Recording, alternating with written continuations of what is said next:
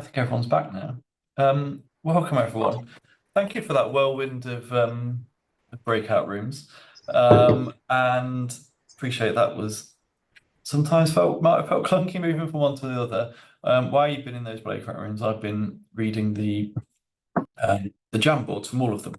And so I just wanted to thank everyone really for the thought and kind of care that's gone into those.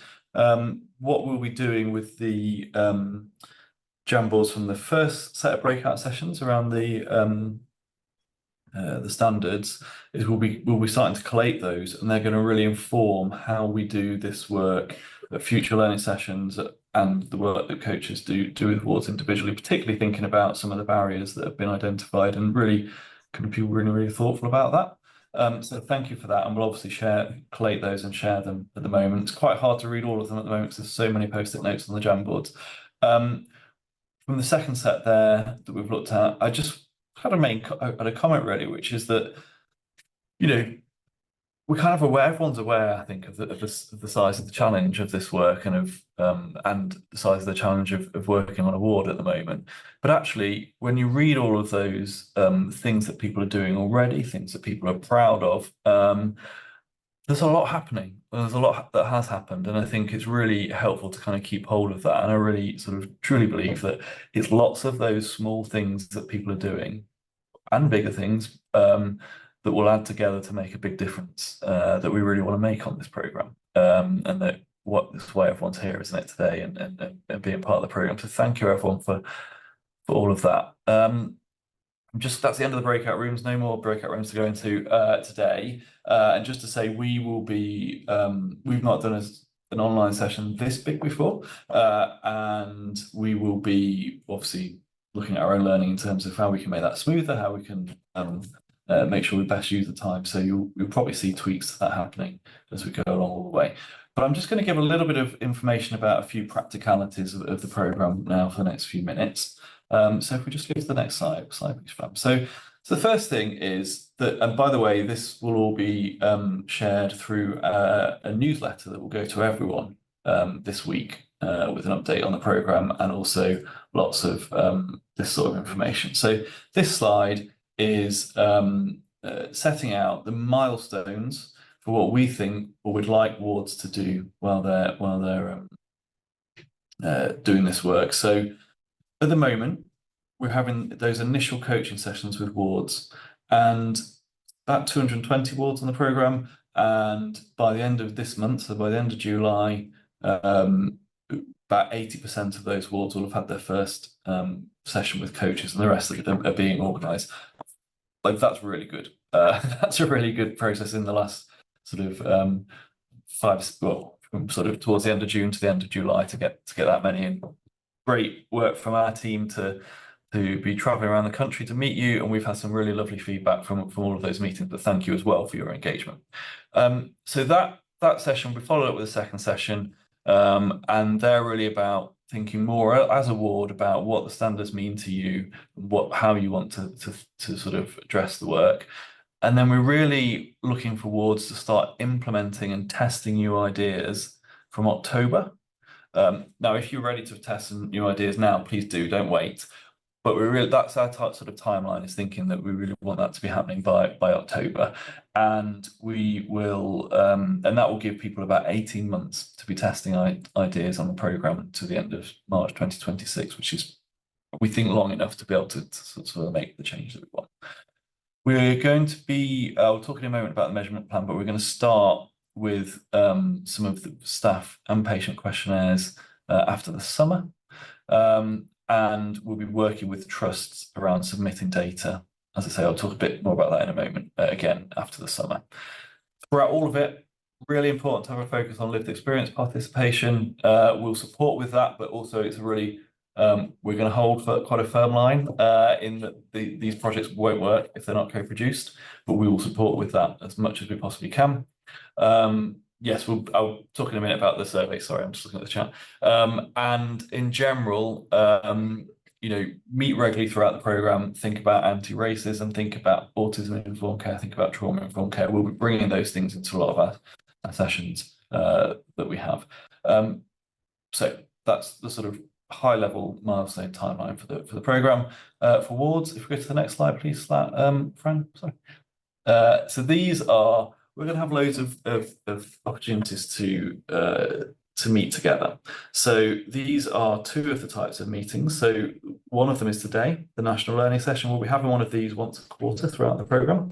And once a year, they'll be in person. As you can appreciate, they're big things to put together in person. Alongside that, we'll be having the smaller in-person learning network sessions. So those groups that you went into in the second set of breakout groups, meeting again every quarter starting in November to have in-person sessions where you'll be sharing more of your learning. And all of this, as you get into the work, all of these sessions will be more and more focused on people sharing the work that they're doing and learning from each other. There'll be less talking from us, there'll be more talking from all of you. Alongside that, we're going to have workshops, and we're going to have where people can bring specifically problems or challenges. Problems and challenges will be present in all of the sessions, but those will be specific. Again, they'll be a learning network level. And then finally, we will be setting up a co-production network to support people who are in project teams on wards as experts by experience. And so we'll be setting up a network with sessions for that. So quite a lot of events, some of them on that slide, some of them that I've just described. And keep looking at our website, because it'll all be on there. We'll be sending out a newsletter this week with all of this information. So yes, you will get the timeline there then. So then I'm going to very briefly talk about the measurement plan next. So it's really important to measure the impact of the work that you're doing. Otherwise, you're just sort of guessing. But it's also really important to say that everything that you measure as part of this program should only be used to inform the improvement work that you're doing. It shouldn't be used for other people to judge you as a ward. And we won't be sharing it with NHS England award level. We're sharing aggregated level. And it's very much this information is about sparking curiosity about people understanding what's happening on the ward from different angles and thinking about what that means for this work and what they might want to do differently. We are very briefly, and again, we'll be sharing this in a bit more detail on the website in the next week. We'll be using a combination of these things. So patient measures, we've got 2 patient questionnaires. We'll be using a QR code to collect that wherever that's possible on wards, and that data will come straight to us. One questionnaire is to be used after every, I've said session now, I meant every interaction that someone has with a member of staff, or it can be used as much as that. And certainly we would encourage it to be used as much as possible by staff, by patients. And one of them is to be used really once per admission, and that's a questionnaire that we've developed aligned to the standards. There's 12 questions on that. We'll also be measuring staff burnout. We thought that burnout was an important thing to think about in staffing. And that will be a quarterly, something we'll be doing quarterly, again using a QR code, so staff can just scan the QR code, fill out the measure, it'll come straight to us. And that we've used that measure before on a previous program. It worked quite well for people to understand how people are feeling on their ward. And then we'll be collecting some information from organisations, which already is collected. So this isn't for wards to collect additionally. It's just we're going to work with organisations to get the information sent to us. And that is looking at those incidents of restricted practice, sexual harm, of people being absent without leave, and the amount of shifts filled by bank and agency staff. And we'll be working with organisations directly to do that. We're testing it out with a couple of the data flow out with a couple of with organisations that we've got relationships with to help us make sure that that's going to be done in a sensible way. And obviously we'll be putting all the data sharing agreements in place to cover all of that. With all that, we will create a dashboard.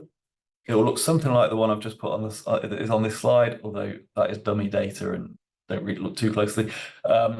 And that will be, you'll be able to access your dashboard at any time on our website using a logon, which will give you when that's live. So we're testing that out. We're hoping to launch that in the autumn as you get into testing the changes that you make. So that will be a really important feature of this work. We'll talk more about it, but that's just to give you a bit of a heads up. We've got 5 minutes left, and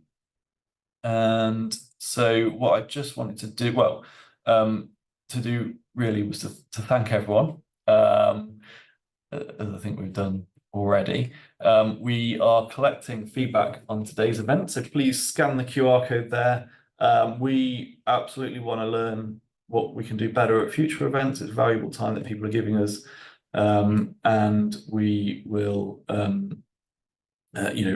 take into account and amend the way we do things according to the feedback that we get. But we hope that you have got a lot out of today. We certainly a lot of thought that people have put into everything, and we will see you again soon. And as I said, if you've still got the invite up to 1 o'clock in your diary, then you might have a bit of time now. And so if you have that opportunity to take that time, use it wisely. Otherwise, I hope you have a lovely rest of the day, and we'll see you soon. Thank you.